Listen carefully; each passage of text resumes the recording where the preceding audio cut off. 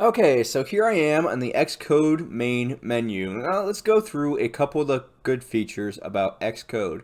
I'm just going to click create a new xCode project here. Okay, and I'm just going to do a single view app. Now if you were an app developer, you would obviously go through a lot of these different types of apps you can have. You can see games, document-based apps, things like that. For this case, I'm just going to do a single view app. I'm going to click next. And I'm just going to name this Hello World 5, I guess. I've had a couple of Hello World applications that I've made, so just make sure that this one is uniquely named. Okay, you can see here that there's going to be a team option. Now, when you use this, it might actually say none. To be able to get the team, you're going to have to make a development team within xCode. We'll set that up in this video as well at the very end, but for now let's just call our product name Hello World or Hello World 5 or something like that. My organization name is going to be the name of my computer. Organization identifier is just WilsonSec. You might need to set up a little bit of that when you do this for the first time. I'm going to click next here. Okay, and it's going to create a new repository on our Mac. And this is where all of our project details are going to be saved. And if you're working on this, on iOS penetration testing in a big organization or with developers, they'll have these things that are called xCode projects. And if you are a penetration tester, one of the best things that you can get your hands on is actually that xCode project. So if you're working with a development team, you can always ask them for that kind of a file, as opposed to the IPA file that we pulled off of the Apple Store. Now we can always, still do our job with either of the application types, but the xCode project is going to have a lot more details and a lot more information about the application that you'll be able to actually take a look at with xCode. It'll actually have like all the source code and everything in there.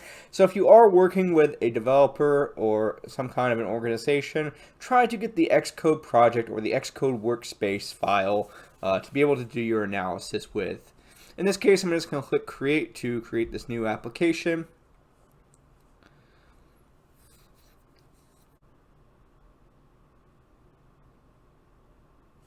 Okay, and so here is pretty much our xCode workspace. I think it's going to load in some things here, but as just normal notes for penetration testers, we're going to be using this top section up here for a lot of our tools and things like that as we're interacting with xCode. So here we are with the application source code that has been kind of pre-developed here. Whenever we make a one UI application, it's going to automatically create some elements here. And for example, this application, when we run it, it's going to just say hello world. Now, as pen testers, if we're able to actually get the xCode project, we'll be able to look through the source code here. And we can also do this kind of when we decompile the application as well. But you can see here there's like an info.plist file. Now this is kind of where a lot of the information is stored for an iOS application that is similar to an Android one. So it's kind of like the Android manifest.xml but for an iPhone. You can see we have a few strings shown here. We have bundle identifiers, executable file names, things like that, the version of iOS that this would be supporting, everything like that would be defined in the info.plist. You can see there's a few of them here, so you just want to kind of look through those to familiarize yourself with this. Okay, other useful tools for xCode is we can go here to the xCode on the top bar here. We're going to go to Open Developer Tool, and we're going to click Simulator. And this is essentially our simulated iPhones for a MacBook, right? So we're going to have a choice of creating simulators here, different types of simulators for our iOS device. You can see that I have it selected down here. You're going to have to click here. In this case, it's booting up an iPhone SE, but if you want to add other devices as well, you can go here, go to Open Device, like File, Open Device. Then you can select from the variety of devices that are available. I also believe it might be possible to download new ones, but xCode does a really good job of having a variety of devices right here. So you don't really have to worry about it as much as Android, where you have to download all the different types of devices. You can pretty much just select one and see it running. So if I wanted to see an Apple TV or an Apple Watch, see how my application differs. In terms of size, it's all there. Other options for the simulator is we can go to the device tab here. You can see you can restart the device, you can erase all the content and settings if you need to start clean from the device. You can rotate it and change the orientation however you need to. You can also send some commands to it here, like home and lock button and using Siri, things like that. So that can be useful sometimes when we need to restart the device, we need to do some device troubleshooting, etc.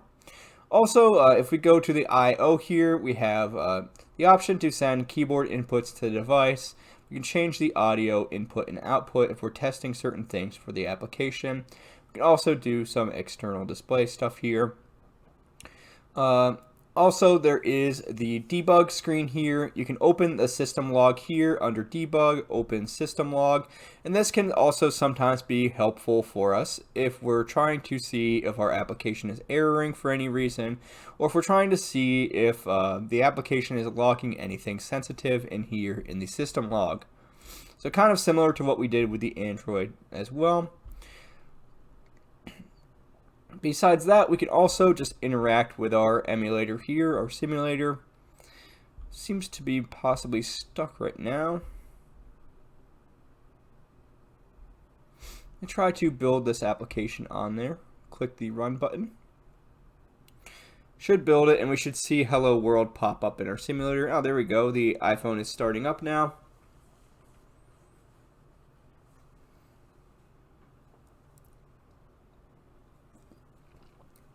Now, the bad part about simulators, as far as I can tell, you cannot drag and drop an IPA file onto it to run it.